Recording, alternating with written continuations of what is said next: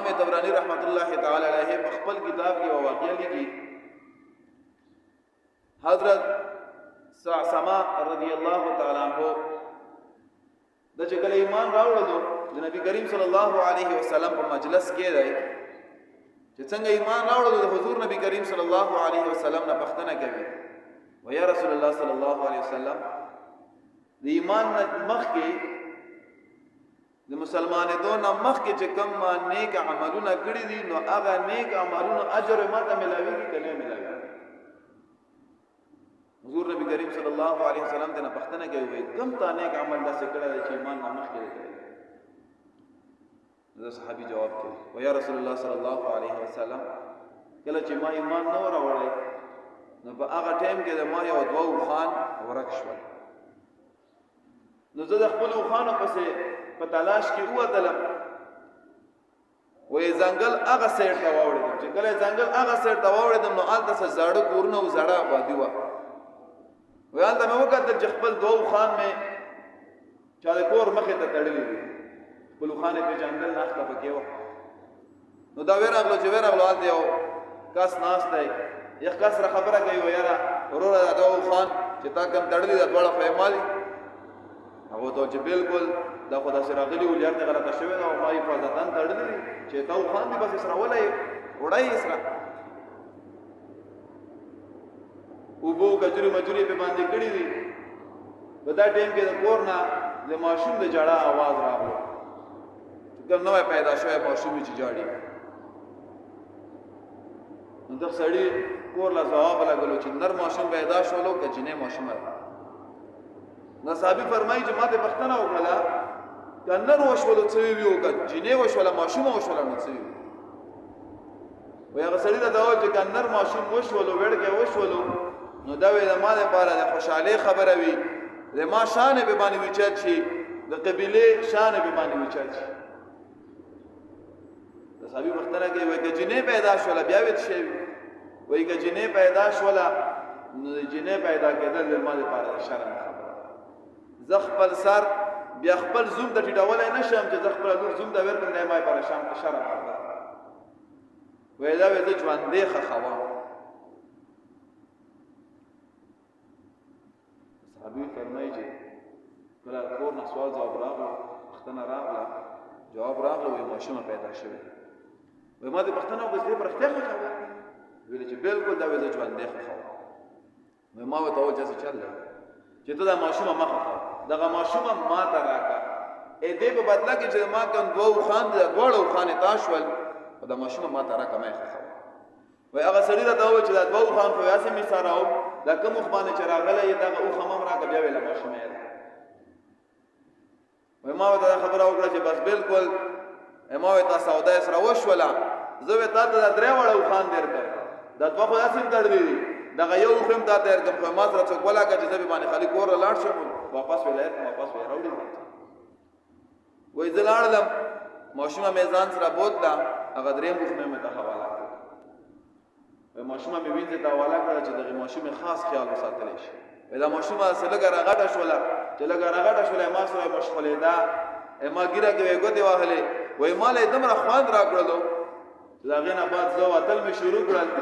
او هغه خلکو بختنه مې کوله چې کم خلک ماشومه ژوندې خوي نه خلکو په څه ګرځیدم ول هر ماشومه په بدله کې ما درې خان ورکول او ماشومه مې ته کور دره وخت چې ژوندې ما و یا رسول الله ما سره وس په خپل کور کې 300 شپته ماشومان داسې دي چې د هر ماشومه په بدله کې ما درې خان خلکو ته ورکړي دي نو آیا دې خبره اجر ماته الله راکوي کوي زما عزت مند لګي صاحب لګاو چې تمرو خان راغله بلند صاحب باندې دا تقریبا یو زر واته خان راغله 1080 خان دای د ماشومان د پردو ماشومان صرف په دا وجه چې ماشومه خخه نشي دای وته ورکړ نو پښتنه کې د نبی علی السلام نه یا رسول الله صلی الله علیه وسلم ما ته الله په دا باندې اجر راکوي کنه راکوي کله چې دا واقع نبی علیہ الصلوۃ والسلام اوریدله کتابونه لیکي چې حضور نبی کریم صلی الله علیه وسلم د سترګو مبارکونه تم روف کې روانه شول چې ګیره مبارکه کلنده شولا وای دا صحابي ځان ته نږدې کړلو دا صحابي کندای خپل کړلو او ته فرمای چې بومدا وجبانه الله جل جلاله ته ایمان نصیب کړو د وجه چې الله پاک ته ایمان دی. نو دی وجه زما عزتمند ګوره دغه پیسې دغه مال دولت دا موږ تاسو سره تګ ولا نه شي موږ تاسو سره کومه پیسې کوم مال دولت چې دلته موږ په دغه دنیا کې د خلکو لپاره استعمال کو د مدرسو لپاره استعمال کو جمعتونو لپاره استعمال کو دغه مال دولت د قیامت پر ورځ باندې موږ ته یقینو کې ځان نه ډیرو خلکو په دغه دنیا کې د خپل مال څوکیداران جوړ کړي دي صرف څوکۍ کوي نه په خپل خورونه چې کنه په غریبانو باندې دا حدیث مبارک برانه جو میں بیان کړو چې ډیر خلک داسې دي چې هغه په تکلیف کې دي او کم کسان دغه تکلیف لري کی نو الله جل جلاله د خواجه باندې دغه انسان د قیامت پر ورځ باندې هغه تکلیف نه لري کوي. بل پسې بیا رسول الله صلی الله علیه وسلم فرمای دغه ممدغه شان دي ومن يسر على معسر يسر الله عليه في الدنيا والاخره کم داس چې تنگ دستله مهلت ورکړو تنگ دسته سره آسانتیا وکړه یو سره په تکلیف کې یو سره آسانتیا وکړه نو الله جل جلاله د دنیا او د آخرت الله پاک د دنیا او آخرت کې آسانتیا وکړي. او بیا بس رسول الله فرمایي ومن ستر مسلما ستره الله في الدنيا والاخره وای کوم مسلمان چې بل مسلمان باندې پردا واچولا الله تبارک وتعالى و دا انسان په دنیا او آخرت کې د انسان په ګناهونو باندې پردا واچوي.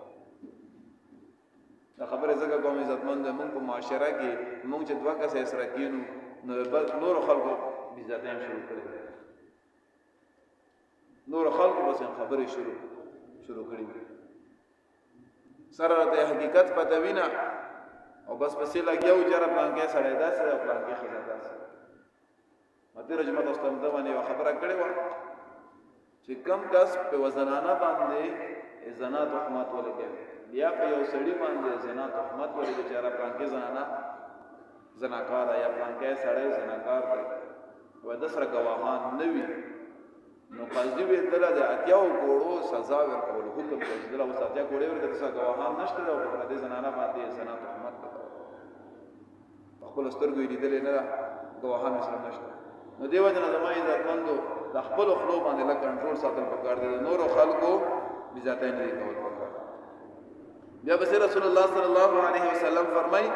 والله فی عون العبد ما كان العبد فی عون اخیه وی الله تبارک وتعالى د خپل بنده مدد کوي تر کومه پورې چې یو مسلمان ور د بل مسلمان مدد کوي. اوس ته مثال کته پر یو بل مسلمان مدد کوله پر روچات شول نو الله تبارک وتعالى وته مدد کوي. نو دیو جن د مې عزت مله ګور ټول حدیث مبارکه سره تړلې شوی دا ټول حدیث مبارکاو مقصد یو دی